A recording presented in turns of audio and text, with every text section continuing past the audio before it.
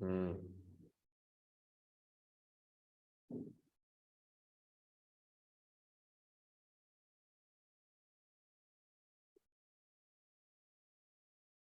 हाँ मेजवान, फॉर्मेट याद है? बंद करें कॉपियां जरा, बंद करें कॉपियां, बंद करें, शाबाश। कॉपीज क्लोज करें, कॉपीज क्लोज करें, कॉपीज क्लोज करें, वालेकुम अस्सलाम। कॉपीज क्लोज करें।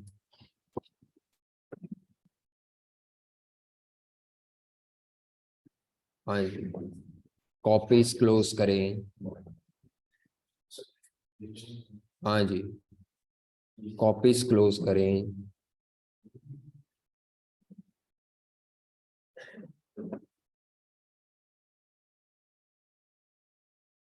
उम्मीद है जो घर से पढ़े उनको नजर आ रही होगी स्क्रीन। चलो, हाँ जी जनाब, लिखवाएं फॉर्मेट जल्दी से, एब्जॉर्प्शन का जल्दी से। एक मिनट, ठीक है, एक मिनट एक मिनट, जरा पप्पू सा कर ले इसको। हाँ, वो ये है कि बाद में मैं आपको दे दूंगा, प्रिंट निकाल लीजिएगा और सामने रख के सवालों को ठक छापे, हैं जी? तो ये आपको ही फायदा होगा। एक मिनट है जो,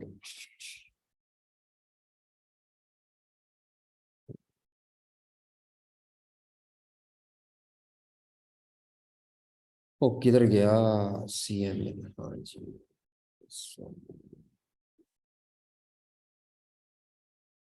मार्जिनल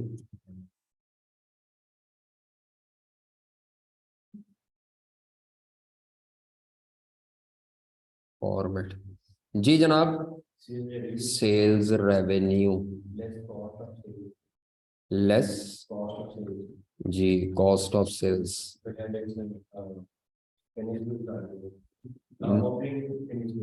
नहीं, यूनिट्स,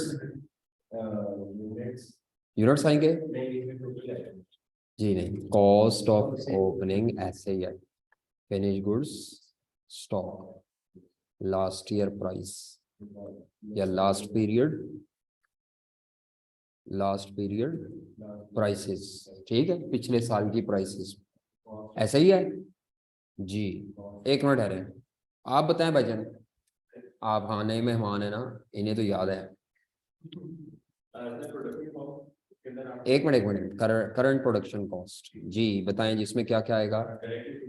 डायरेक्ट मटेरियल कॉस्ट, अच्छा जी, direct labour cost, variable FOH cost, fixed FOH, अच्छा जी।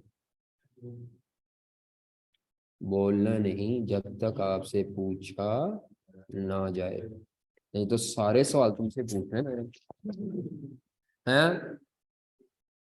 क्या कहते हो? अच्छा जी, जी जनाब, अब आपने मुझे बताना है। नहीं, ये मजा नहीं आता, ये ऐसे करते हैं ये, अब जरा मजा आएगा जी। चले जी बताएं, ये डायरेक्ट मटेरियल कॉस्ट कैसे आती है?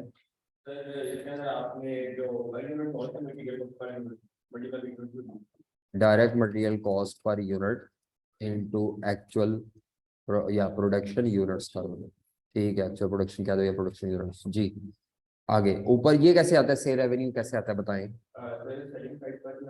बिल्कुल, सेलिंग प्राइस पर यूनिट, वैसे ये लिखने की चीजें नहीं है, लेकिन बस वैसे ही हम एक रिमाइंडर के लिए लिख रहे हैं, ताकि कुछ बच्चे जिनको बिल्कुल कुछ पता ना हो तो आप उनको भी आगे दे सकते हैं, जो गोंगलू बच्चे हैं, ठीक है। आप तो चले गोंगलू नहीं रहेंगे जी। अच्छा, ये सेल इधर आ जाएगी, इसके बाद नेक्स्ट बताएं भाईजान।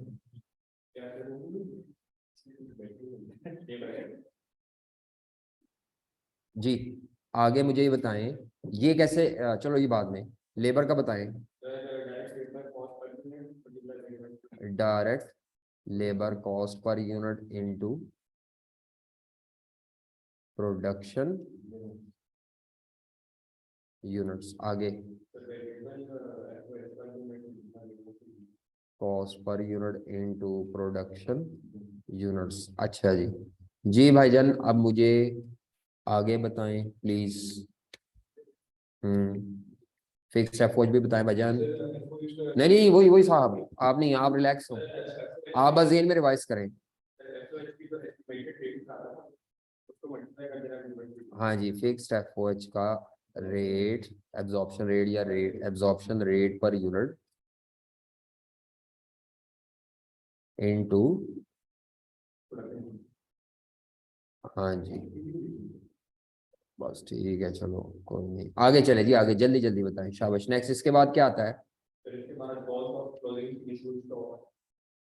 इसके बाद आ जाती है, ये हमने इधर लिखा, इधर लिखा, इधर लिखा, इधर लिखा, ये ओपनिंग स्टॉक इधर आ गया जी, ये बॉक्स आ गया। नेक्स्ट, हाँ जी ये टोटल आ गया जी, आगे बताएं जी भाईजान। हाँ जी, less cost of ending finish goods stock at current period prices. चलेगी, अब मुझे ओपनिंग स्टॉक का फॉर्मूला भी बताएं। अच्छा करंट पीरियड, अच्छा अच्छा जी भाईजान बताएं प्लीज। जी हाँ जी, इसको कहेंगे production cost per unit of previous period into opening stock के यूनिट्स। ओएस का मतलब यहाँ पे क्या है? ओपनिंग स्टॉक के यूनिट्स। तो चले स्टॉक ही लिख देते हैं बस, ओपनिंग। आगे चलें जी, इसमें क्या करेंगे नीचे यहाँ हाँ जी, यूनिट्स क्लोजिंग स्टॉक के, बस वही है। नहीं जी गलत है। हाँ ये मेन चेंज है, वो स्टॉक के यूनिट तो चेंज होंगे, ऑफ प्रीवियस पीरियड की जगह करंट पीरियड। तो ये माइनस करें, ये आपके पास ठीक है, कॉस्ट ऑफ सेल आ जाएगी, अनएडजस्टेड होती है लेकिन हम लिखते नहीं इसको, बट ठीक है। इसके बाद इसमें एडजस्ट क्या करते हैं जी?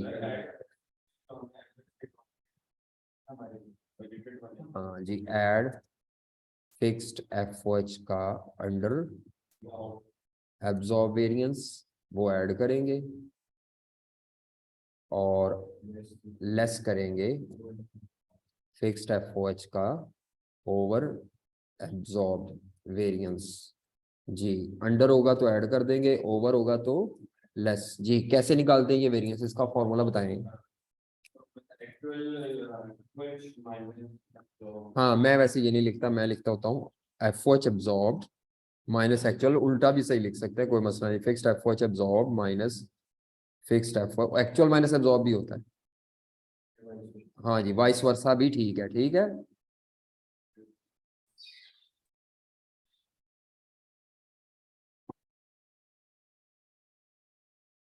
अच्छा जी, जी अब क्या होगा? नहीं, हमारे पास बाहर कॉस्ट ऑफ सेल आएगी, हाँ बाहर आउटर कॉलम में कॉस्ट ऑफ सेल आएगी जी, आ जाओ आ जाओ। तो जब आप सेल में से ये कॉस्ट ऑफ सेल लेस करेंगे तो ये अब आपके पास ग्रॉस प्रॉफिट आ जाएगा। हाँ जी, ग्रॉस प्रॉफिट जी, आगे less operating expenses, operating expenses आप माइनस करेंगे जी। ऑपरेटिंग एक्सपेंस में क्या क्या आता है? Variable selling, marketing and distribution जी। Fix selling, marketing and distribution. हाँ जी, एडमिन नॉर्मली फिक्स ही होते हैं, ज्यादातर नॉर्मली फिक्स होते हैं, ज्यूम करते हैं। तो ये गिवन होगा एडमिन कॉस्ट, ये फिक्स भी गिवन होंगे, ये वेरिएबल आपको निकालने पड़ेंगे। इसका फॉर्मूला क्या होगा जी? Variable selling expenses per unit into units sold, ठीक है। आगे चलते हैं, हाँ टोटल करें, टोटल करके बाहर आएगा। जब ये बाहर आएगा तो ये ऑपरेटिंग एक्सपेंस का टोटल माइनस करेंगे तो हमारे पास ऑपरेटिंग प्रॉफिट आ जाएगा, और उसी ऑपरेटिंग प्रॉफिट को नेट प्रॉफिट भी कह सकते हैं। तो operating profit under absorption costing, ये फॉर्मेट था लॉस भी आ सकता है, ठीक है, जरूरी नहीं हमेशा प्रॉफिट आए, लॉस भी आ सकता है। तो ये फॉर्मेट था, ये तो वैसे ही कॉलम बनाया था ताकि क्या कर सके, हम ये देख सकें कि कौन सी चीज कैसे कैलकुलेट होती है, ठीक है।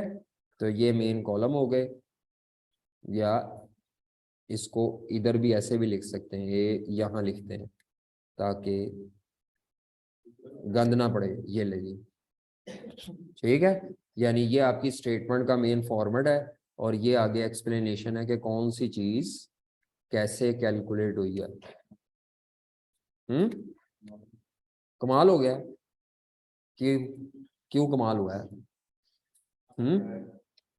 चलें जी, अब आ जाएं, अगर मार्जिनल से बनानी हो। जी बच्चों, किसी का कोई सवाल हो? सर मेरे पास दोनों फॉर्मेट्स हैं, ग्रुप में सेंड कर दूं? और कर दो यार, हम तो प्रैक्टिस कर रहे हैं, हैं तो मेरे पास हमारे पास, मेरे पास भी दोनों हैं, वो तो प्रैक्टिस कर रहे हैं। ऐसी कहें, गर्मी लग रही है? जी जी कहें।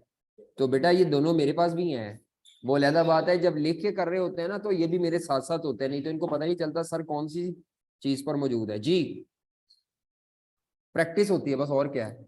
हाँ जी, मार्जिनल कॉस्टिंग की स्टेटमेंट जो है, मार्जिनल कॉस्टिंग की स्टेटमेंट, इसका फॉर्मेट, जी भाईजन कराएं फॉर्मेट प्लीज, मार्जिनल कॉस्टिंग की इनकम स्टेटमेंट का फॉर्मेट। पहला दिन है तो क्या हुआ, आपने पढ़ा हुआ है यार, जाने दो बस। हाँ जी, मार्जिनल कॉस्टिंग की इनकम स्टेटमेंट का फॉर्मेट। जी सुन ले, हाँ बिल्कुल, ये जो कॉस्ट ऑफ सेल में फिक्स्ड एफओएच है ये उड़ा देते हैं यहाँ से, तो इसका मतलब है फिर हमारा जब फिक्स्ड एफओएच निकल जाएंगे तो ये जो कॉस्ट ऑफ सेल थी वो लेस करने की वजह हम यहाँ पे लिखेंगे variable cost of sales, variable cost of sales, खाली कॉस्ट ऑफ सेल्स नहीं, ये बाकी चीजें ऐसे ही लिखेंगे लेकिन वेरिएबल वाली, चलो मैं इसको इधर ले आते हैं, दिस वन उठा के इधर कॉपी करते हैं जी। कॉस्ट ऑफ ओपनिंग स्टॉक की जगह आएगी वेरिएबल कॉस्ट,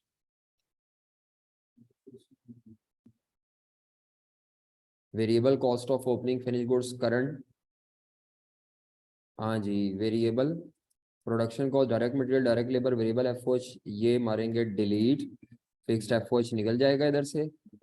हाँ जी, तो ये आपका बॉक्स अब कंप्लीट होगा, ठीक है। और इधर आ जाएगा less variable cost of ending finish goods of current, और उसके बाद इसमें ये वेरिएंस शेरियंस फिक्स्ड एफओएच का वेरिएंस भी नहीं आएगा।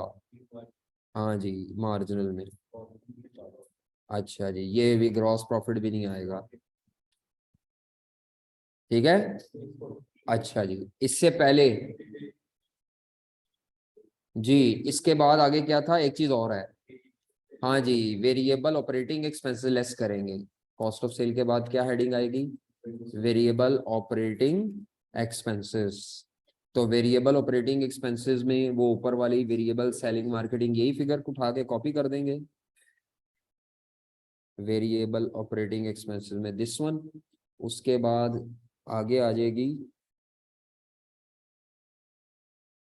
जब आप ये लेस कर देंगे वेरिएबल ऑपरेटिंग में तो हमारे पास आ जाएगा contribution margin, contribution margin, contribution margin का मतलब होता है सेल में से वेरिएबल कॉस्ट अदा कर दी है, तो बाकी इसमें से लेस फिर क्या करनी है। हाँ जी, टोटल फिक्स कॉस्ट, तो फिक्स कॉस्ट में हम लेंगे सबसे पहले fixed FOH cost actual basis पे, एब्जॉर्ब बेसिस पे नहीं, फिर फिक्स सेलिंग एडमिनिस्ट्रेशन लेंगे,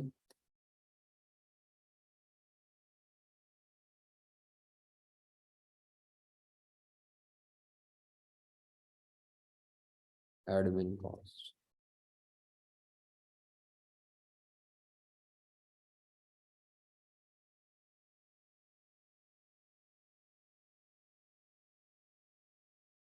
तो ये प्रॉफिट आ जाएगा।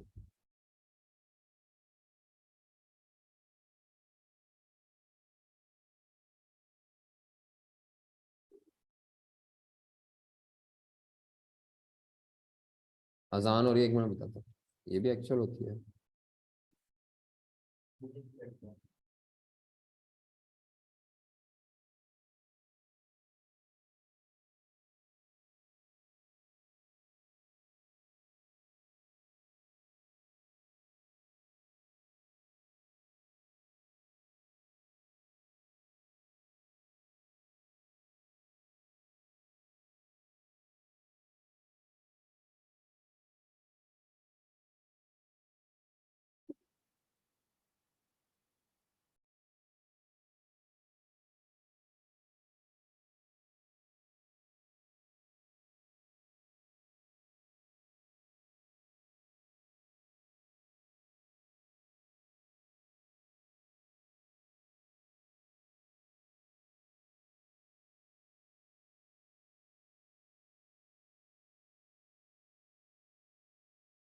हाँ जी, ओपनिंग एंडिंग इन्वेंटरी चेंज होगी।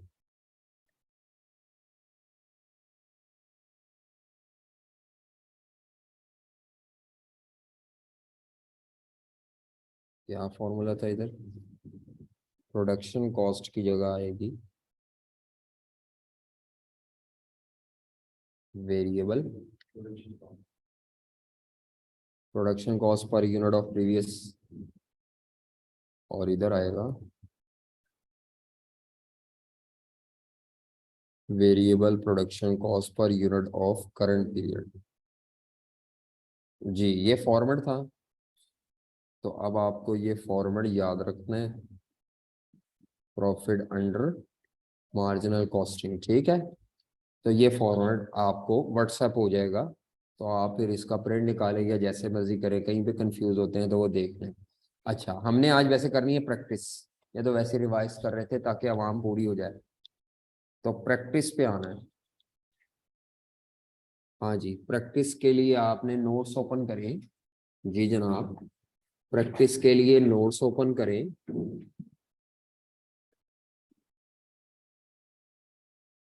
प्रैक्टिस के लिए नोट्स ओपन करें। पूरी बुक दे दी जी, पूरा ही दे दिया। हाँ जी, पूरा ही दे दिया है पलंदा। पिछले वाली भी चल जाएगी, कोई मसला नहीं, बस वो लेटेस्ट एक दो पेपर कॉपी करा लें साथ उसके। लेकिन उस पर लिखा कुछ नहीं होना चाहिए, पिछले नोट्स पे साफ सुथरे हो, साफ सुथरे होने चाहिए। जी जनाब, अब आपने नोट्स हैं आपके पास, दिखाना एक मिनट जरा। जी, नोट्स में आपने आना है बच्चों क्वेश्चन नंबर 6 पे, क्वेश्चन नंबर 6 पे आ जाए। नोट्स में क्वेश्चन नंबर 6 पे आ जाए।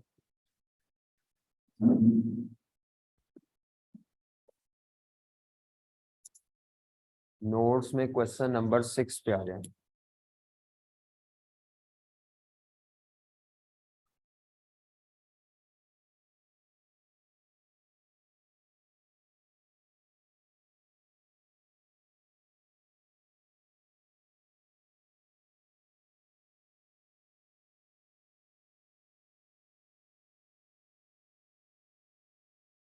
नोट्स के क्वेश्चन नंबर 6 पे आ जाए।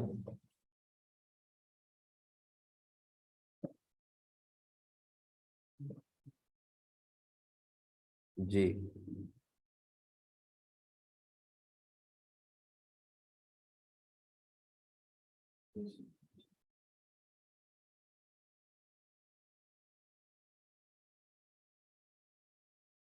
एक दफा क्वेश्चन को खुद रीड करें प्लीज, एक दफा आप क्वेश्चन को खुद रीड करें। अभी मैं रीड करूंगा, रीडिंग के बाद अच्छा इसका क्वेश्चन आ जाए तो सबसे पहले क्वेश्चन रीड करना है। रीडिंग के बाद आपने फॉर्मेट बनाना है विदाउट फिगर्स, फिर आपने फिगर्स प्लग इन करना शुरू कर देनी है, फिर एक ही दफा कैलकुलेटर पकड़ेंगे, यानी वही डाटा उठा के कॉपी पेस्ट कर रहे हैं, ठीक है। ये 5 से 8 मिनट में हो जाता है काम। पढ़ने वाला काम कर लो 2-3 मिनट में, 4 मिनट में, चलो 5 मिनट में, अगले 5 मिनट में फॉर्मेट बना लो, फिर डाटा प्लग इन करने में बाकी टाइम है। तो पहले फॉर्मेट बनाना होता है विदाउट फिगर्स, विदाउट, देन फिर आप डाटा फिलअप कर लेंगे। लेकिन अगर आप लिखी जा रहे हैं आइटम और फिगर लिखी जा रहे हैं तो भूल जाना फॉर्मेट आगे, ठीक है। तो क्वेश्चन पढ़ रहे हैं सबसे पहले, अभी आपने कुछ नहीं लिखना। मैं पढ़ रहा हूँ क्योंकि फिर नमाज की ब्रेक भी देनी है, हम 4 बजे देंगे नमाज की ब्रेक। कहता है prepare profit statement for the year under absorption and, absorption costing से भी प्रॉफिट कैलकुलेट करना है और मार्जिनल से भी, ये मैंने बता दिया आपको। प्रिपेयर रिकंसिलिएशन, इसको बोलते हैं रिकंसिलिएशन स्टेटमेंट। आपने रिकंसाइल करना है, किन दो चीजों को रिकंसाइल करना है, वो कहता है नेट प्रॉफिट जो ऊपर निकले हुए ना अंडर ईच सिस्टम, मतलब एब्जॉर्प्शन के प्रॉफिट और मार्जिनल के प्रॉफिट को आपने क्या करना है। तो ये अभी हमने नहीं पढ़ा, लेकिन ये सिंपल है। पार्ट ए को देख के मैं बताऊंगा, फिर उसका एक फॉर्मेट 3 लाइनों का फॉर्मेट है, वो आप छापेंगे वो भी, तो क्वेश्चन हो जाएगा। ये कोई इतना मुश्किल काम, असल काम प्रॉफिट की स्टेटमेंट बनाना है। असल काम क्या चीज है? प्रॉफिट स्टेटमेंट बनाना है, क्योंकि डाटा जो ऊपर दिया होता है उसमें कई दफा एजम्पशंस लेनी पड़ती हैं। अच्छा, क्वेश्चन के ऊपर आते हैं। वो कहता है following information has been extracted from the financial records of ATF, ये कंपनी का नाम है। Production during the year 35,000 units. Production का मतलब यूनिट्स प्रोड्यूस्ड है। Finish goods beginning of the year, ये ओपनिंग स्टॉक के यूनिट्स हैं। किसके स्टॉक के यूनिट्स हैं? अब लिखा तो नहीं उसने स्टॉक, लेकिन ये बिगिनिंग ऑफ द ईयर पे ये जो यूनिट्स हैं that is opening stock. Finish goods का एंड, तो ये क्या है? Closing stock. समझ आ रही है बात आपको? अब आपने एक बात का ख्याल रखना है, सुन ले गौर से। सबसे पहले क्वेश्चन में यूनिट्स का डेटा पूरा करना है। किसका डेटा? 4 यूनिट्स होने चाहिए। कितने? मैं आपको बता देता हूं। और 4 यूनिट्स कौन से होने चाहिए? ओपनिंग फिनिश गुड्स के स्टॉक यूनिट्स, प्लस इसमें प्रोडक्शन यूनिट्स। ये जो मैं फॉर्मूला बता रहा हूं ये पूरी कॉस्ट के लिए है, इस चैप्टर के लिए नहीं है खाली। क्लोजिंग फिनिश गुड्स स्टॉक के units is equal to sale units या यूनिट्स सोल्ड। मुझे नहीं पता मैंने ये पहले बताया है कि नहीं बताया, ठीक है, लेकिन आप याद रखें जब भी आपका फिनिश प्रोडक्ट के यूनिट्स का डाटा आपको चाहिए तो ये 4 चीजें हैं, इन 4 में से कोई सी भी 3 दे दी जाए। चौथी आपने बैलेंसिंग फिगर क्या करनी है। ये इस चैप्टर के लिए नहीं है, पूरी कॉस्ट का यूनिवर्सल फॉर्मूला है। हाल तो इस्तेमाल ज्यादा इस चैप्टर में होगा पहली दफा। अब अगर आप ऊपर आए, जायजा ले, जायजा ले जी। प्रोडक्शन दी हुई है, ये दी हुई है। आगे बिगिनिंग दिया है और एंडिंग दिया है। इसका मतलब है क्या चीज मिसिंग है? तो सबसे पहली वर्किंग आपको यही करनी पड़ेगी पेपर में, अगर करनी पड़े स्टेटमेंट से अलग। पहली वर्किंग यही होगी कि यूनिट्स का डाटा मिसिंग फाइंड आउट करो। किसका डाटा? अगर ये ओपनिंग क्लोजिंग सेल प्रोडक्शन सब दिया हो तो यूनिट्स कंप्लीट है, फिर वर्किंग करने की जरूरत, ये हमारी पहली वर्किंग होगी। ये मैं लिखवाऊंगा, अभी तो हम पढ़ रहे हैं ना, जायजा ले रहे हैं बस, ठीक है, अदरवाइज ये निकल सकता है। तो इन तीनों की मदद से हम क्या निकालेंगे? चौथी चीज, सेल यूनिट्स। समझ आ रही है बात आपको? आगे चले, सेलिंग प्राइस पर यूनिट दी हुई है।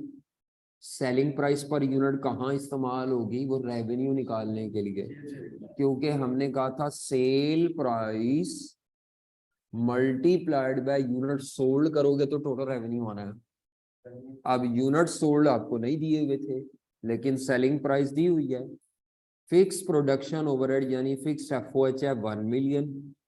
ये फैक्ट्री की फिक्स्ड एफओएच है एक्चुअली, ये फिक्स्ड एफओएच कॉस्ट है।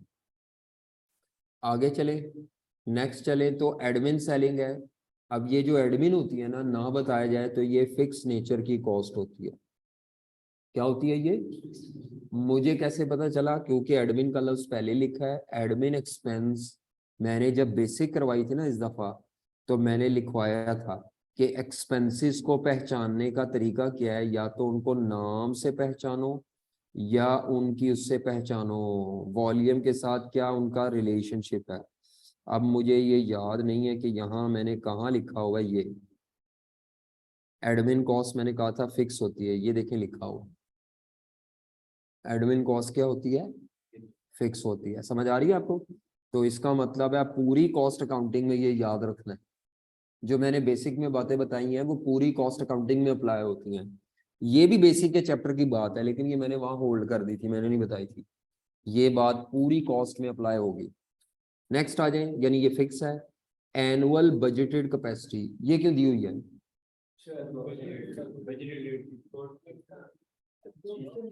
एनुअल बजटेड कैपेसिटी, ये जो बजटेड डाटा होगा इसका इस्तेमाल सिर्फ फिक्स्ड एफओएच के एब्जॉर्प्शन रेट के लिए होगा। किसके लिए होगा? फिक्स्ड एफओएच के। क्या फॉर्मूला होता है फिक्स्ड एफओएच के एब्जॉर्प्शन रेट का? Budgeted total fixed FOH budgeted. तो यहाँ फिक्स्ड एफओएच टोटल दिए हुए हैं, ये ऊपर दिए हुए हैं 1 मिलियन, ये ऊपर दिए हुए ये वाले,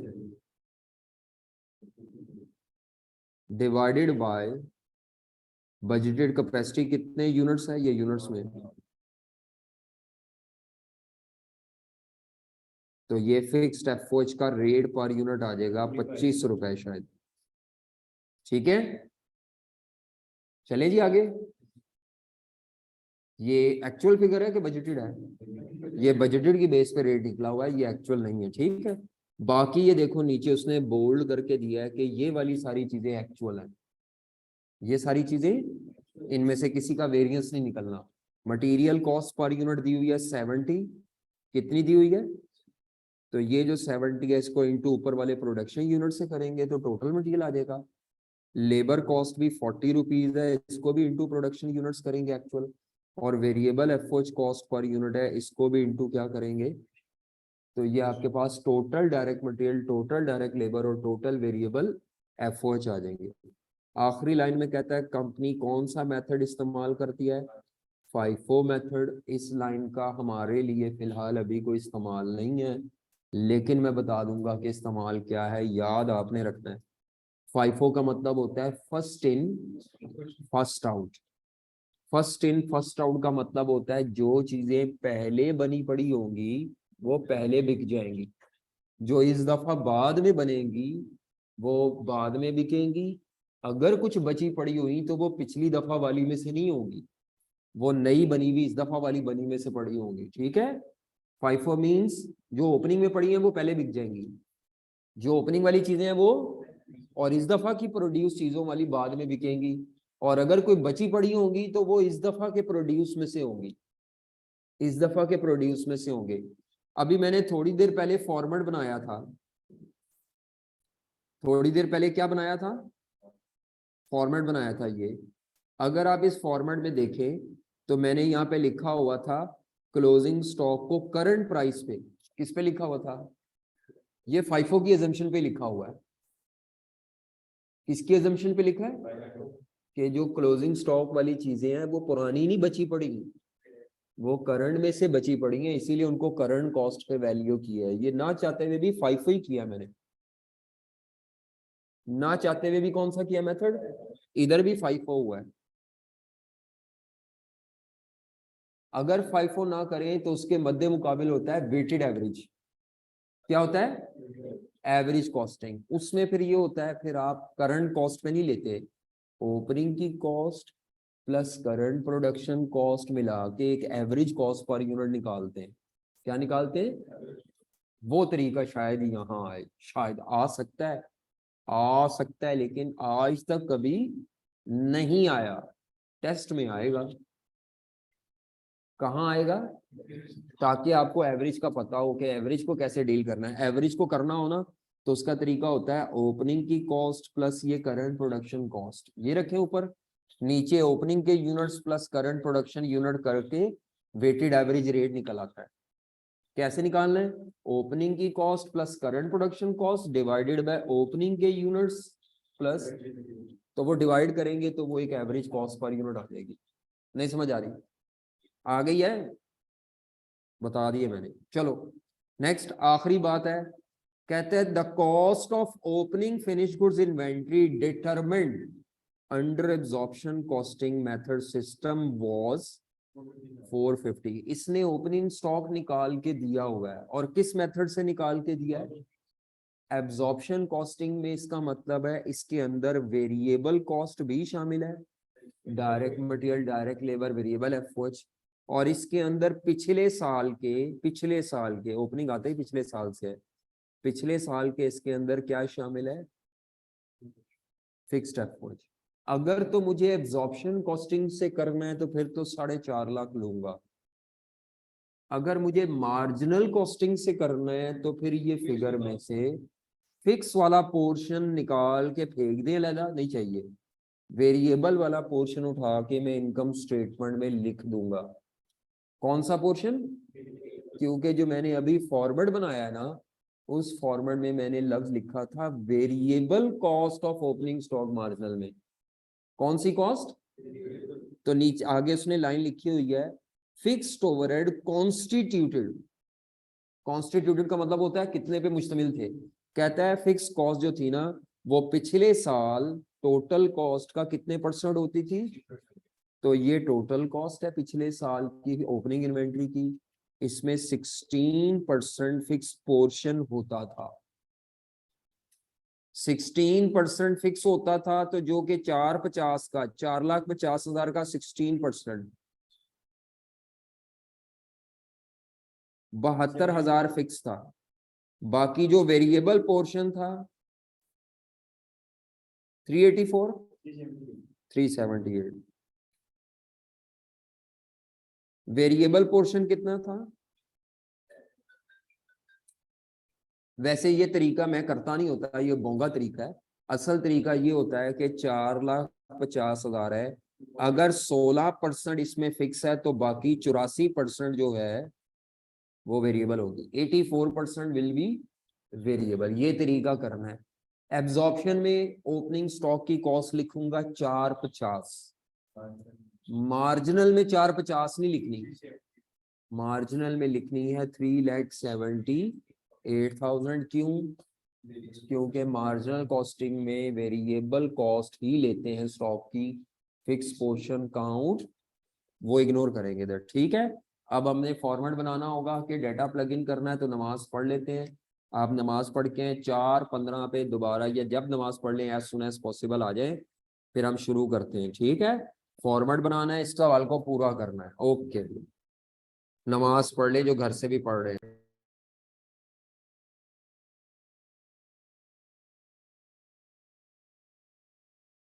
ले जी, फॉर्मेट बना रहे थे हम।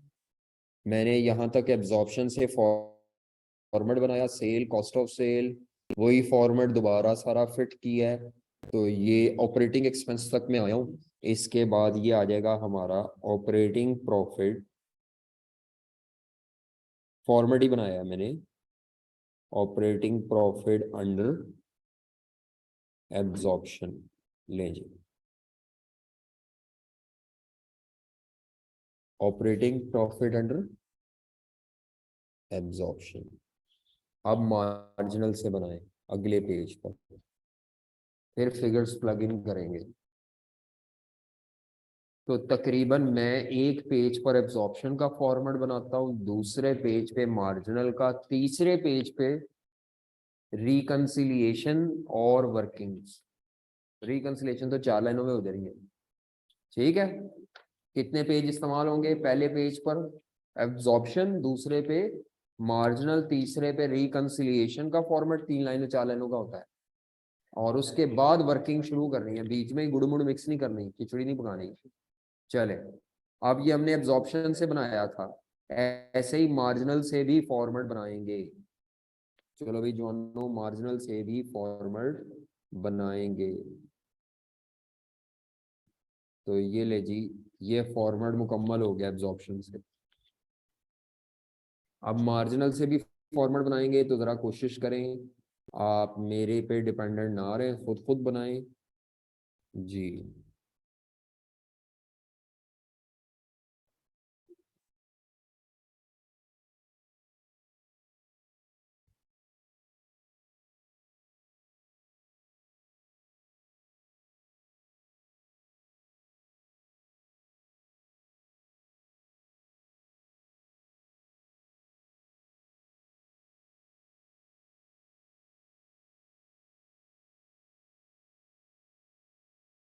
ले जी, अब हम मार्जिनल से बना रहे हैं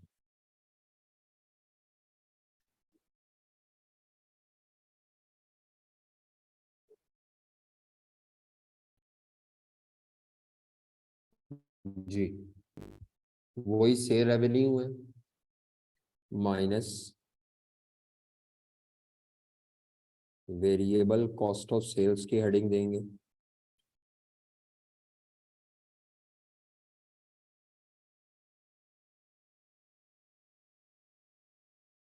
हाँ जी, वेरिएबल कॉस्ट ऑफ सेल्स। इसके अंदर हम पहले लिखेंगे variable cost of opening finish good stock plus current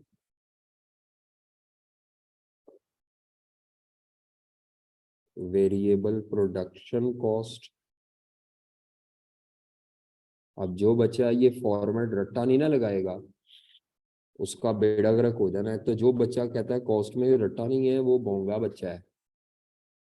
रट्टा होता है फॉर्मेट का। फॉर्मेट याद करो जाके, ये अपने दिमाग से फतूर निकाल दें कि बस मैंने देख लिया तो मुझे आ गया। ओ भाई ये याद होना चाहिए format. Direct material cost plus direct labour cost plus variable FOH cost. ले जी, इसके बाद एक दो लाइनें छोड़ के less variable cost of ending finish good stock. अगर आपको फॉर्मेट याद है ना तो आधे से ज्यादा सवाल आपका ये ठीक हो जाना। जिसको फॉर्मेट नहीं आता उसने फिर इसमें लाइन आइटम का सीक्वेंस आगे पीछे करना है, और जब आगे पीछे करना है तो एग्जामिनर ने कांटे ही लगाने हैं। उसने कहना है चल मेरा बेटा दोबारा आ जा, है एग्जामिनर ने कहना है चल मेरा पुत्र दोबारा आ। हाँ जी, तो सेल माइनस क्या किया हमने, वेरिएबल कॉस्ट ऑफ सेल्स। अब इसके बाद अगली हेडिंग होती है लेस वेरिएबल ऑपरेटिंग एक्सपेंसेस। लेकिन मेरा ख्याल है इस सवाल में ऑपरेटिंग एक्सपेंस थे ही सिर्फ फिक्स है, नहीं थे ना वेरिएबल। तो बात ठीक है, डैश डाल दे नहीं थे तो, हेडिंग अगर लिख दी है तो वेरिएबल ऑपरेटिंग एक्सपेंसेस लेस करने के बाद नहीं है वो कंट्रीब्यूशन आता है, कंट्रीब्यूशन मार्जिन। कंट्रीब्यूशन मार्जिन के बाद आखिरी हेडिंग हमारी लाइन आइटम होती है लेस टोटल फिक्स कॉस्ट हर किस्म की।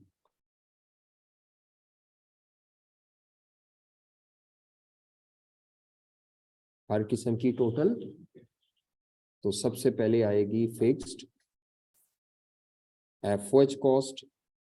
एब्जॉर्ब वाली नहीं आएगी, वो आती होती है इसमें एक्चुअल वाली फिक्स्ड एडमिन कॉस्ट।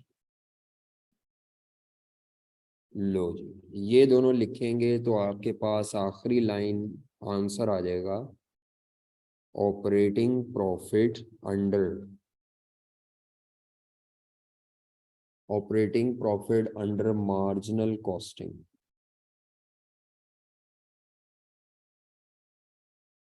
अब एक सवाल अगर अभी आप ध्यान से कर लें तो बाकी सारे छापें, और आपको फिर आज जाके सारे सवाल कर लेने चाहिए। लेकिन डेफिनेटली टाइम नहीं होता इतना आपके पास, मसरूफियत बहुत है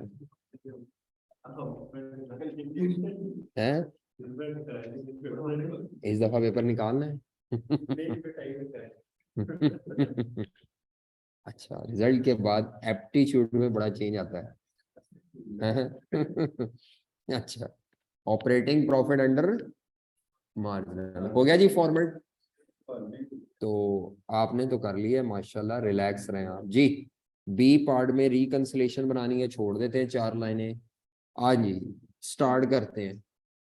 सबसे पहली वर्किंग करें जी, वर्किंग 1 आ जाए जनाब। वर्किंग 1, ये जो आपने सफा नंबर 3 बनाया, 3 पे ये छोड़ दे 4-5 लाइनें रिकंसिलेशन की।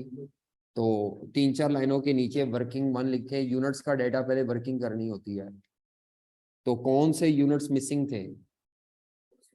हाँ तो लिखें यहाँ पर वर्किंग के ऊपर हेडिंग दे सेल यूनिट्स या सोल्ड यूनिट्स लिखें, और आके फॉर्मूला लिखें जी, ओपनिंग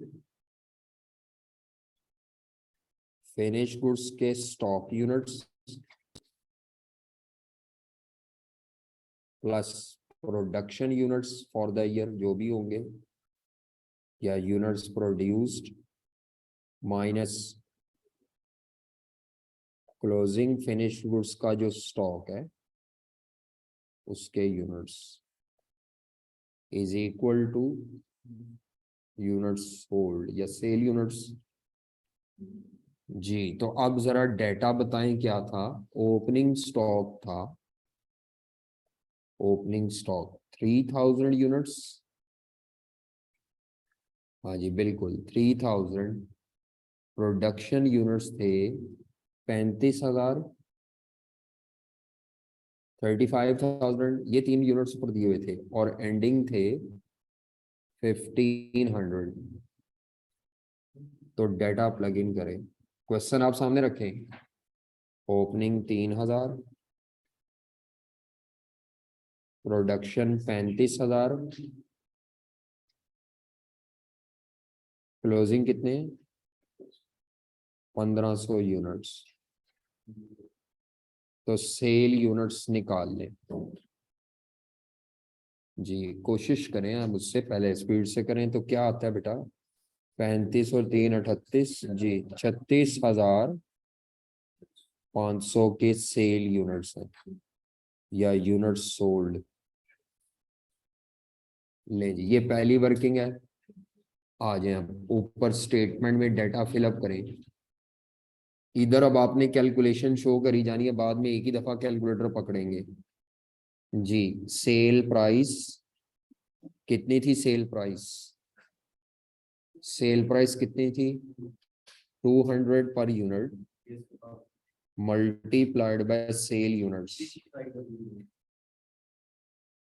36,500 सेल यूनिट्स। नहीं, वो हम अभी बाद में कैलकुलेटर से लिखते हैं, आप रिलैक्स हो, रेस्ट करें। हाँ जी, 200 रुपया पर यूनिट, पहले एक दफा कॉपी पेस्ट कर लें। 36,500, जी बिल्कुल ये था। अच्छा जी, एक ही दफा कैलकुलेटर से करेंगे, अभी लिख लें पहले कॉपी। ओपनिंग फिनिश गुड्स का स्टॉक की कॉस्ट क्या थी, क्वेश्चन में गिवन थी 4,50,000। ये तो गिवन थी, ठीक है। डायरेक्ट मटेरियल कॉस्ट क्या आएगी, हाँ जी 70 मल्टीप्लाइड बाय 35,000 के प्रोडक्शन यूनिट्स,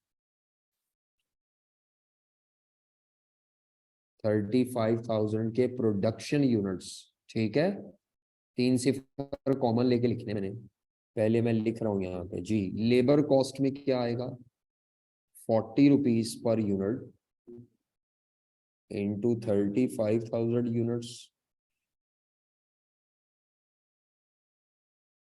जी, इसके बाद वेरिएबल एफओएच में आएगा, पहले कॉपी कर रहा हूँ, वेरिएबल एफओएच में 30 rupees per unit into 35,000 units. Fixed FOH में आएगा, हमने निकाला था ऊपर rate 1 million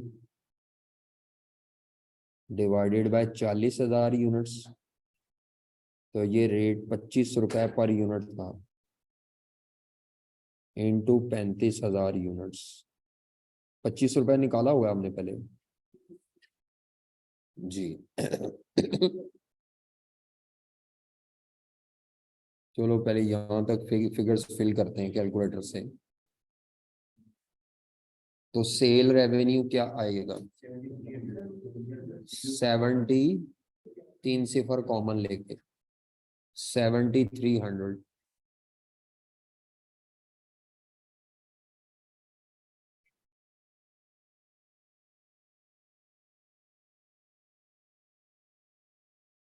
opening stock given था, कितना गिवन था, 450,000 था, क्वेश्चन में गिवन था, चेक करें था ना, 450। हाँ जी, अगला ये है 2450, 1400, 50 ऐड करें, ये बॉक्स को ऐड करें तो करंट प्रोडक्शन कॉस्ट आ जाएगी। हाँ जी, 2450 प्लस 1400, 577, ये है करंट प्रोडक्शन कॉस्ट। अब हमने माइनस करना है इसमें से क्लोजिंग स्टॉक। हाँ जी, क्लोजिंग स्टॉक निकालने के दो तरीके हैं। मेथड नंबर 1 ये कहता है कि जो कि आई कैब यूज करता है कि ये जो 5775 आया है, current production cost divided by current production units 35,000। जी, पहला तरीका, current production cost 5775 divided by 35,000 करें तो 165 आ जाता है, इनटू क्लोजिंग स्टॉक के 1500 यूनिट्स हैं, 1500 क्लोजिंग स्टॉक के यूनिट्स हैं। ये मेथड नंबर 1 है, 247.5, 247.5। जी, मेथड नंबर 1 ये है, एज पर आई कैप बुक, जो आई कैप की बुक है वो ये कहती है बच्चा ये सिंपल करे, current total production cost, current वाली current production cost divided by current production unit, तो एक यूनिट की कॉस्ट आ जाएगी, इनटू क्लोजिंग स्टॉक के यूनिट्स। दूसरा तरीका मैं जो करता हूं, जो मुझे पसंद है, वो ये है, 70 rupees per unit plus 40 rupees plus 30 plus 25, ये सारे पर यूनिट कॉस्ट जमा करें और इसको मल्टीप्लाई कर दें 1500 क्लोजिंग स्टॉक के यूनिट से, वही जवाब आ जाएगा। दोनों तरीके काबिले कबूल हैं, ठीक है, दोनों तरीके काबिले कबूल हैं जी। 5775 माइनस 247.5 राउंड भी कर सकते हैं, तो 5527, 5527.5, 5572.5। अब क्या रह गया, सिर्फ वेरिएंस। अभी मैं बताता हूँ, इसकी वर्किंग करता हूँ, मैं बताता हूँ आपको कैसे करना है। मुझे बताएं, फिक्स सेलिंग एडमिन कितने थे, 200,000, तो वो 200 माइनस होना है। अब सिर्फ मेरी एक चीज रह गई है, अगर मुझे वेरिएंस निकला है मेरा, तो मेरा सॉल्यूशन तकरीबन मुकम्मल है एब्जॉर्प्शन का। और मार्जिनल में तो 90% डेटा कॉपी करना होता है, मार्जिनल में अकल का इस्तेमाल कम होता है, छापा ज्यादा है। जी जनाब, अब मैंने क्या निकालना है, फिक्स्ड एफओएच का वेरिएंस, तो वर्किंग नंबर 2 यहाँ पे करनी है, फिक्स्ड एफओएच का वेरिएंस।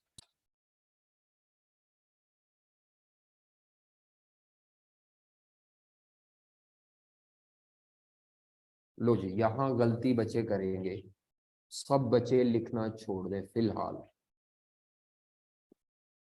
सब बच्चे लिखना छोड़ दें। आई कैप दो चीजें या तीन चीजें मेन देखता है, सबसे पहले वो यूनिट्स देखता है सही है, दूसरे नंबर पर वो फिक्स्ड एफओएच एब्जॉर्बर वेरिएंस देखता है, वेरिएंस देखता है मेन, तीसरी चीज वो देखता है स्टॉक्स जो आप ऊपर निकाले हुए हैं, बाकी नहीं देखता चीजें। तीन चीजें देखनी है, यही तीन चीजें आपने भी चेक करनी है मेरे आंसर में, ठीक है कि नहीं। कौन सी तीन, यूनिट्स का डेटा सही है, मैंने स्टॉक की कॉस्ट सही निकाली है मार्जिनल में और एब्जॉर्प्शन में, तीजी चीज की वेरिएंस, वेरिएंस सही निकाला है, तो वह जिंदाबाद, मेरा जवाब सही होना है। और अगर आपका जवाब सही नहीं है तो फिर आपने कुबोंगी लगाई है। अगर ये सारी चीजें सही हैं, ये सारी सही हैं और फिर भी जवाब ठीक नहीं है, तो फिर आपसे ना कोई लापरवाही हो गई है और कुछ नहीं, क्योंकि टेक्निकल चीजें यही चीज है। ये भी नहीं, तीन तो नहीं, ये दो है, यूनिट का तो कुछ भी नहीं है। अच्छा, आप जरा देख लें होता क्या है, आई कैप को जो बुरी आदत है वो मैं बताना चाह रहा हूँ। असल में क्या होना चाहिए, मैंने आपको जब एफओएच का चैप्टर पढ़ाया था तो मैंने आपसे कहा था 3 पॉइंट्स हैं। कितने हैं? 3 टाइम पॉइंट्स हैं। Start of accounting period, during accounting period और end of accounting period. Start of accounting period पे एफओएच को एस्टिमेट किया जाता है। बजटेड एफओएच या बजटेड, इधर इस चैप्टर में फिलहाल बाद में फिक्स की कर रहा हूँ, तो budgeted fixed FOH start of period पे आते हैं। और इनका मकसद क्या होता है, ये क्यों एस्टिमेट किए जाते हैं? इनकी मदद से हम एफओएच का एब्जॉर्प्शन रेट निकालते हैं। क्या निकालते हैं? इनकी मदद से। ठीक है, क्या फॉर्मूला होता है भाई एब्जॉर्प्शन रेट का? फिक्स्ड एफओएच का एब्जॉर्प्शन रेट का क्या फॉर्मूला होता है? हाँ, बजटेड टोटल फिक्स्ड एफओएच या FOH divided by budgeted capacity. ठीक है, तो ये जो बजटेड एफओएच होते हैं ये क्वेश्चन में गिवन होते हैं, क्वेश्चन में गिवन होते हैं। अच्छा, ड्यूरिंग द पीरियड जो होते हैं वो एफओएच एब्जॉर्ब्ड होते हैं। एब्जॉर्ब का मतलब होता है जो प्रोडक्शन कॉस्ट में मटेरियल लेबर के साथ क्या किए गए हैं, इंक्लूड किए गए हैं। ड्यूरिंग द पीरियड एफओएच क्या होते हैं?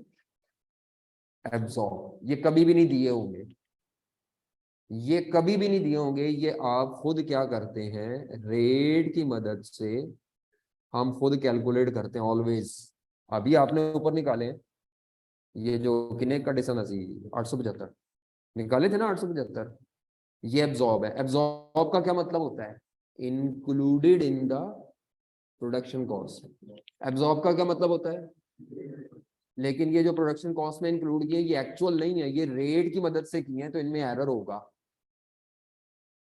तो बजटेड और एब्जॉर्ब में क्या फर्क होता है? बजटेड एक पेपर फिगर है, रेट निकालने के बाद बजटेड फिक्स्ड एफओएच बेकार है।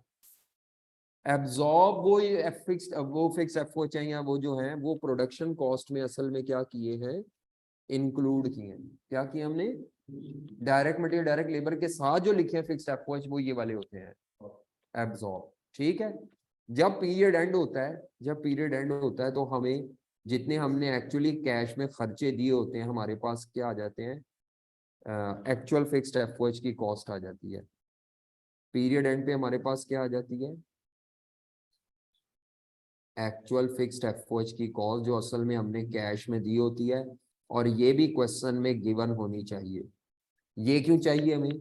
ताकि हम एब्जॉर्ब और एक्चुअल का वेरिएंस निकाल सकें। वेरिएंस इन दो का निकलता है ना, हम इसका फिक्स्ड एफओएच का क्या निकाल सकें, वेरिएंस। किन दो का वेरिएंस निकाल सकें? एब्जॉर्ब का और एक्चुअल का। फिक्स्ड एफओएच एब्जॉर्ब और फिक्स्ड एफओएच ये प्रोडक्शन कॉस्ट में इंक्लूड नहीं हुए थे, ये इंक्लूड हुए हैं प्रोडक्शन कॉस्ट में, तो इनमें एरर है। इसमें और एक्चुअल में जितना फर्क होगा वो वेरिएंस है। एब्जॉर्ब में और एक्चुअल में जितना फर्क होगा वो आपका क्या है? बजटेड में क्यों नहीं निकाले फर्क बेटा? बजटेड तो हमने सिर्फ रेट निकाल के जाया कर दी है। असल में जो प्रोडक्शन कॉस्ट में शामिल हुए हैं वो कौन से हैं? एब्जॉर्ब हैं, तो उनकी वजह से वेरिएंस आएगा, या अंडर या एक्चुअल और एब्जॉर्ब का फर्क जो होगा वो अंडर या ओवर है। Is it clear? समझ आ रही है? आई कैप 2 नंबरी क्या करता है? आई कैप को प्रॉब्लम ये होती है कि आई कैप को बजटेड फिक्स कॉस्ट क्वेश्चन में अलहदा गिवन होनी चाहिए, एक्चुअल फिक्स कॉस्ट अलहदा गिवन होनी चाहिए, और वो देता भी है कई दफा।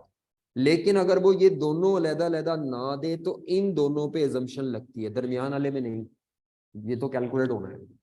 एजम्पशन क्या लगती है उस क्वेश्चन में, कि बजटेड फिक्स कॉस्ट जो रेट के लिए चाहिए और एक्चुअल फिक्स कॉस्ट जो वेरिएंस के लिए चाहिए, वो दोनों क्वेश्चन में क्या है, सेम एज्यूम की जाती है।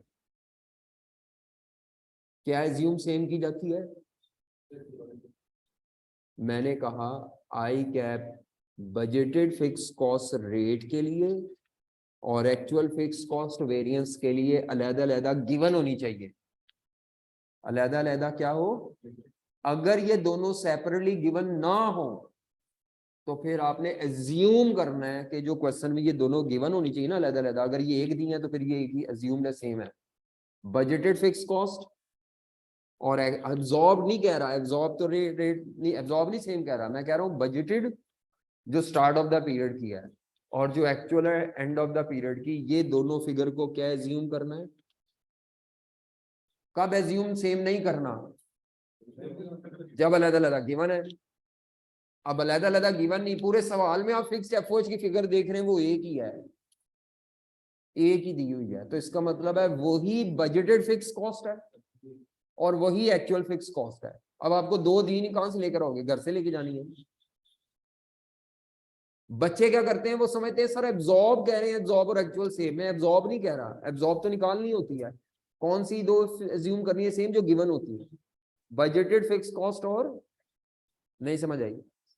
अब इस सवाल में मुझे बताओ कि फिक्स्ड एफओएच की कितनी रकमें थी, फिक्स्ड एफओएच की कितनी रकमें थी, एक ही थी, और मैंने उससे रेट निकाला था रेट, यानी एक वक्त में मैंने इसको एज अ बजटेड लिया है।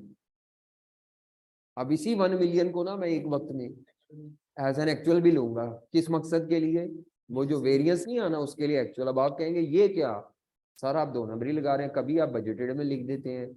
एक्चुअली यहाँ मुझे असल में दो सेपरेट फिगर्स की जरूरत है, और आई क्या, आपने दो नंबरी लगाई है हमारे साथ। वो दो नंबरी क्या है, दो सेपरेट फिगर देने की बजाय उसने कहा एक ही रखो ताकि बच्चा पता ही रहे ये पाई है बजटेड है कि एक्चुअल है, पाए ना दो ही नहीं समझ आ रही, किसको समझ नहीं आई, कौन सी दो सेम होंगी,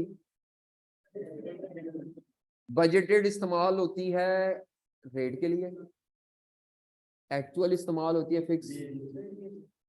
एब्जॉर्ब निकालनी पड़ती है, वो नहीं गिवन होगी बच्चों, वो किसी के बराबर नहीं एज्यूम करनी, वो किसी के बराबर एज्यूम। अब बच्चे ये समझते हैं मैंने कहा कि सेम रखनी है, वो बच्चे बाद में आहिस्ता आहिस्ता दिमाग में फिट कर लेते हैं कि सर ने तो कहा था कि एक्चुअल और एब्जॉर्ब सेम होगी, और नहीं ये नहीं सेम होगी, ये तो वेरिएंस निकालना है, जेडी सेम होनी है उतने लिखिए, गिवन वाली सेम होगी, गिवन जो होनी चाहिए गिवन, ठीक है। अब इस क्वेश्चन में को वेरिएंस निकाल सकता है बच्चा, चलो भाई निकाले हम। वेरिएंस क्या निकलेगा, फिक्स्ड एफओएच का अंडर निकलेगा या ओवर निकलेगा, देख लेते हैं। फिक्स्ड एफओएच का वेरिएंस क्या निकलेगा, तो फिक्स्ड एफओएच जो हमने प्रोडक्शन कॉस्ट में इंक्लूड किए हैं,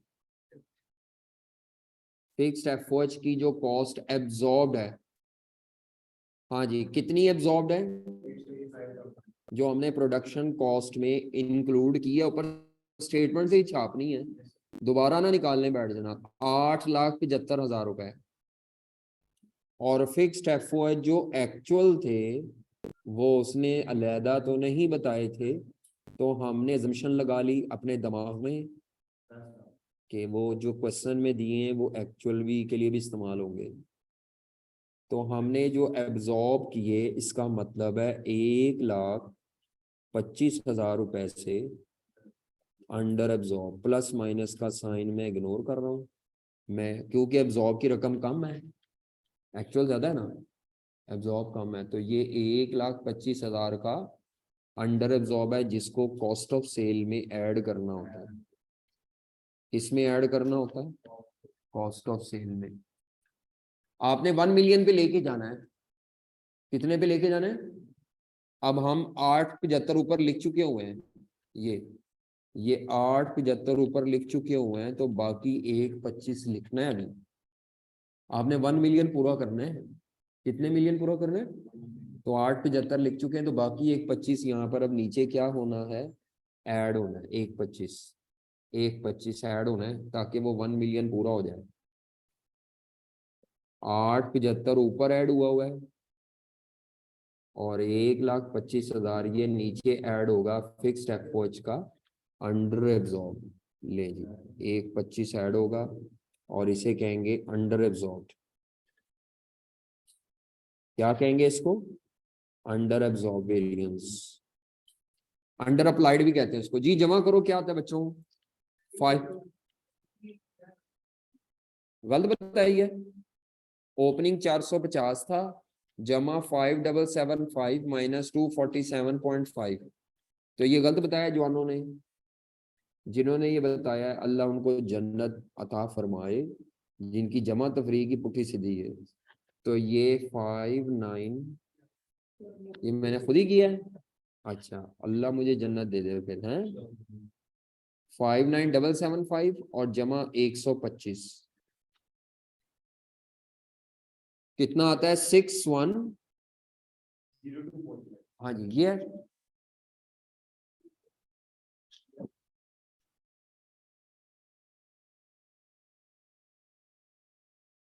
ये बाहर रकम आ जाएगी सेल के साथ। अब इसको मैच करें तो 7300 की सेल माइनस ये कॉस्ट ऑफ सेल करें तो जीपी आ जाएगा 1197.5। 200 की ये लेस करें 997.5 is equal to profit your. ठीक है हाँ जी।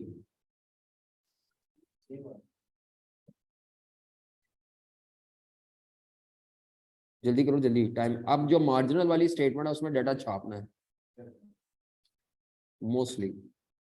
उसमें सारा डाटा एक्चुअल बेसिस पे कॉपी पेस्ट करना है। वो कहते हैं sir cost of closing finish goods नहीं हो रही, क्या हुआ इसमें मसला क्या आ रहा है? नहीं नहीं वो आपको नहीं आ रहा, वो किसी और को घर में आ रहा है वो बच्चे को। हाँ अभी क्या मसला क्या आ रहा है? ओह ओह सॉरी।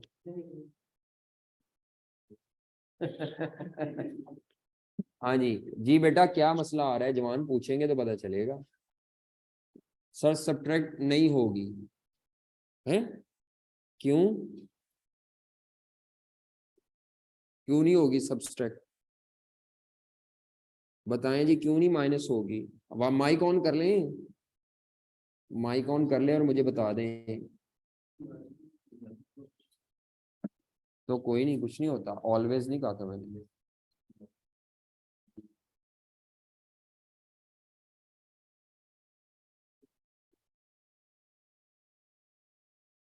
बेटा ये ओपनिंग भी लेना है ना अब्दुल वहीद, ये ओपनिंग भी लेना है। Opening plus production cost minus closing, तीन चीजें हैं वो कॉस्ट ऑफ सेल में। कॉस्ट ऑफ सेल में तीन चीजें हैं। ओपनिंग, आपने दो चीजें काउंट कर रहे हैं तो गलत है। तीन चीजें कौन सी हैं? कॉस्ट ऑफ सेल में opening plus production cost minus closing, तीन चीजें हैं।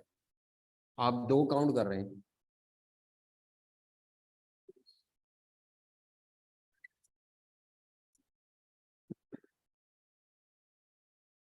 Opening plus production minus closing. जी जनाब मसला हल हो गया?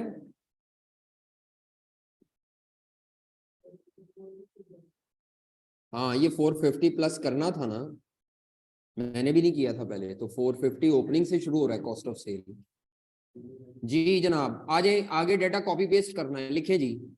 सेल रेवेन्यू, हाँ जी सेम फिगर आएगी। जो सेम फिगर आएगी ठीक है, 7300 उसको मैं कैलकुलेट नहीं करूंगा। अच्छा डायरेक्ट मटेरियल को ओपनिंग ये चेंज होगा। हाँ जी 4,50,000 का था, उसका 84% वेरिएबल पोर्शन है।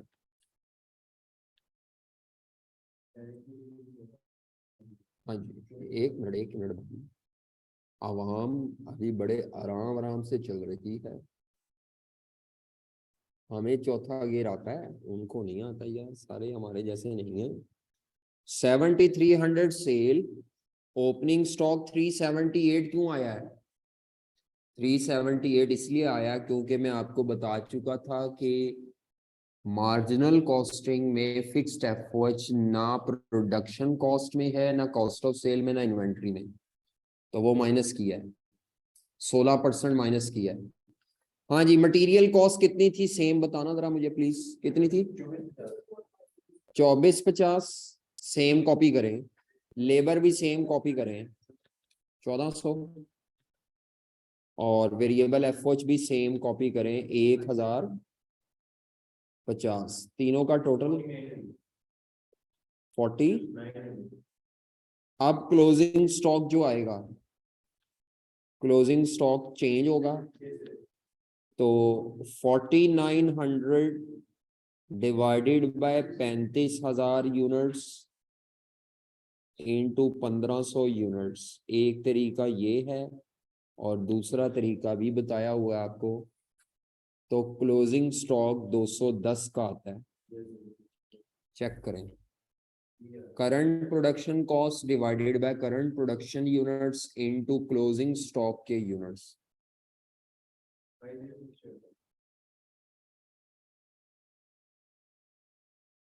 5068।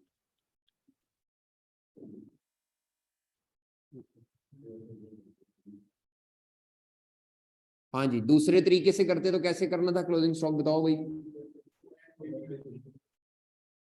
दूसरे तरीके से करते तो बस इसको छोड़ देते, 70 40 30 इंटू ये 1500, ठीक है। अगर दूसरे तरीके से करते तो आगे चलो, नेक्स्ट और क्या है, सेल माइनस ऑपरेटिंग कोई नहीं है, सेल कितनी थी 7300 माइनस 5068, तो 2232 कंट्रीब्यूशन है, 22। फिक्स कॉस्ट बताओ कितनी लिखेंगे एक्चुअल, 1 मिलियन थी, 1 मिलियन फिक्स्ड एफओएच, और फिक्स्ड एडमिन 200 थी, ले जी 10,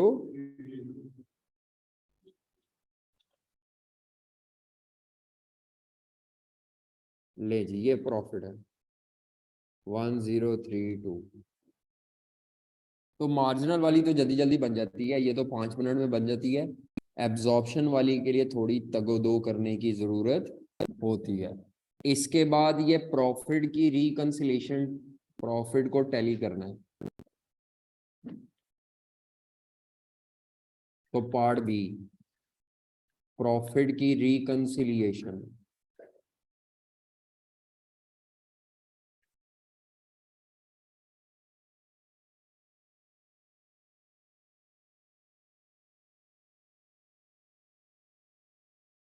प्रॉफिट की रिकंसिलिएशन, मैंने कहा था 3-4 लाइनों में हो जाएगी ये।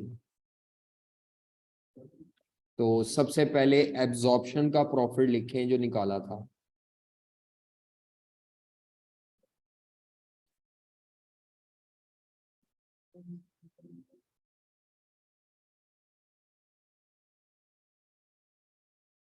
$997 और मार्जिनल का प्रॉफिट कितना निकला है, मार्जिनल कॉस्टिंग का प्रॉफिट, जिससे जवाब टैली करके दिखाना है 1032।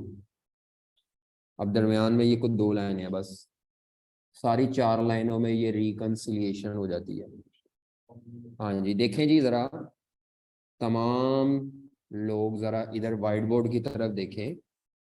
कुछ रकमें ऐसी होती हैं जो मार्जिनल में और एब्जॉर्प्शन में सेम होती हैं, कुछ फिगर्स क्या होती हैं, सेम होती हैं, और कुछ चेंज होती हैं। वो जो चेंज फिगर है ना, उनकी वजह से प्रॉफिट में डिफरेंस आ रहा है। तो हम एक एक फिगर को चेक करेंगे, आप अपनी स्टेटमेंट ओपन कर ले, सेल की फिगर देखें, दोनों स्टेटमेंट में सेम है कि डिफरेंट है, सेल की फिगर, हाँ जी सेल की फिगर सेम होती है। मैंने कल भी बताया था कि सेल्स रेवेन्यू सेम होता है। ओपनिंग स्टॉक की कॉस्ट देखें वो डिफरेंट होगी, हाँ जी ओपनिंग स्टॉक की कॉस्ट मार्जिनल और एब्जॉर्प्शन में डिफरेंट होती है, तो इसको स्टार लगा ले जरा कि ये डिफरेंट होती है। इसके बाद डायरेक्ट मटेरियल कॉस्ट देखें, डायरेक्ट मटेरियल दोनों केसेस में सेम है, डायरेक्ट मटेरियल कॉस्ट दोनों केसेस में सेम है। डायरेक्ट लेबर कॉस्ट देखें, दोनों मेथड में सेम है, फिगर फिगर दोनों मेथड्स में सेम है। वेरिएबल एफओएच भी मेरा ख्याल है दोनों फिगर्स दोनों मेथड में सेम है।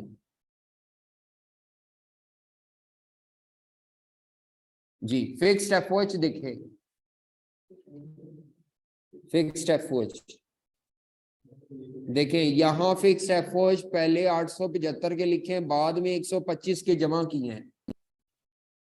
875 और 125 1000 ही बन गया है, 1000 बन गया एक्चुअली। ये 875 पहले लिखे थे, बाद में कितने लिखे हैं 1000, और मार्जिनल में जाके चेक करो वो 1000 डायरेक्टली लिख दिए, मतलब वो किस्तों में लिखे हैं, ये इकट्ठे ही लिख दिए, बने 1000, ये सेम आ गए।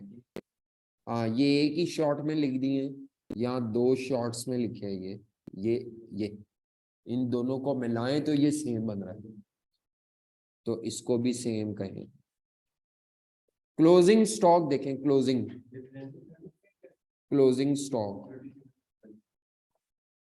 हाँ जी, क्लोजिंग स्टॉक जो एब्जॉर्प्शन में आ रहा है और जो मार्जिनल में आ रहा है, क्लोजिंग स्टॉक है एक्चुअली डिफरेंट है। एब्जॉर्प्शन में है मेरा ख्याल है 247.5 और चेक करो मार्जिनल में 210। अच्छा जी, उसके बाद आ जाए अगली आइटम, ये सेलिंग एडमिन 200 सेम है। इसका मतलब है कि सारे सवालों को, चाहे आप जितने मर्जी सवाल कर लो, आप सारे सवालों में इस नतीजे पे पहुंचेंगे कि अगर ओपनिंग स्टॉक या क्लोजिंग स्टॉक या दोनों होंगे क्वेश्चन में, तो मार्जिनल के स्टॉक्स और एब्जॉर्प्शन के स्टॉक्स की वैल्यू सेम नहीं होगी और वो हमेशा डिफरेंट होगी। वजह, मार्जिनल कॉस्टिंग में मटेरियल लेबर 3 रकमें जा रही है स्टॉक्स में, एब्जॉर्प्शन कॉस्टिंग में स्टॉक्स में 4 रकमें जा रही हैं। इस वजह से एब्जॉर्प्शन के स्टॉक्स की वैल्यू मार्जिनल के स्टॉक्स की वैल्यू से फर्क आ गया कि नहीं आया। तो अब हमने यहाँ पे क्या करना होता है, जितना difference in the cost of stock है वो एडजस्ट करना है। तो ये जो 2 लाइनें मैंने कहा था, यहां पर हमने लिखना है difference in cost of opening finish goods stock, और अगली लाइन में लिखना है difference in cost of closing.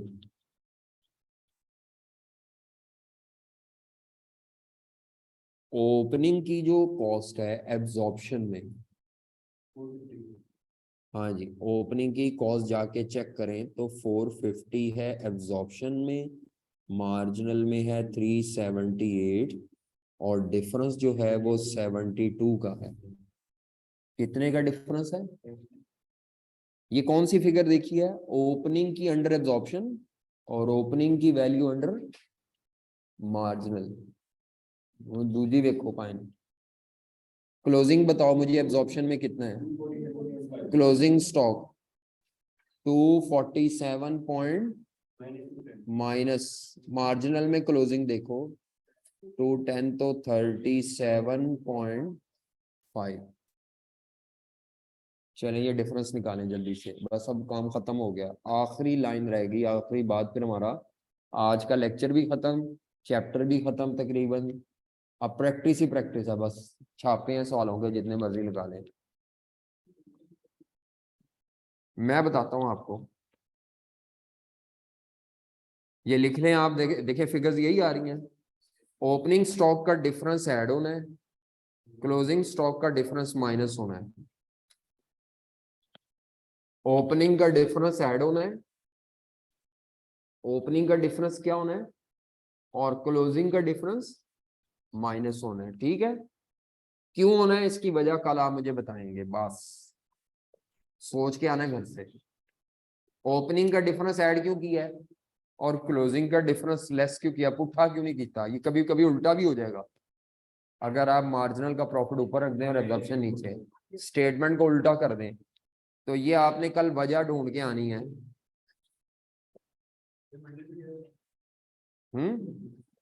उसमें टारगेट कॉस्टिंग।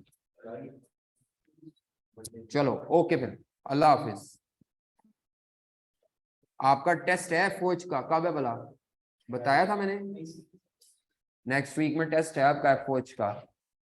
एफओएच का टेस्ट भी नहीं हुआ, मार्जिनल एब्जॉर्प्शन का भी नहीं हुआ, एबीसी का भी नहीं हुआ। कल क्लास नहीं है, कल टेस्ट है, चलो तैयारी करो, रट्टा लाओ जाके। एफओएच का टेस्ट है सिर्फ कल, सिर्फ एफओएच का। या बेहतर है क्लास से पहले टेस्ट देकर आए, ठीक है, क्लास नहीं छोड़ते, क्लास से पहले टेस्ट देकर आए, ठीक है। क्या कहते हैं दसोन के क्लास टाइम पे देना है टेस्ट, क्लास से पहले ही बेहतर है। तो टेस्ट दें कल सिर्फ FOH। क्लास का टाइम 3:30 है तो 2:30 से 3:30। कौन सा टेस्ट है?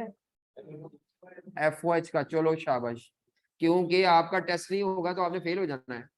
टेस्ट देने लाजमी, चैप्टर बाय चैप्टर। कल टेस्ट है,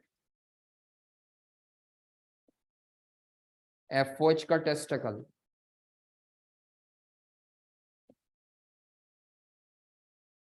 कल FOH का टेस्ट है इनका भी।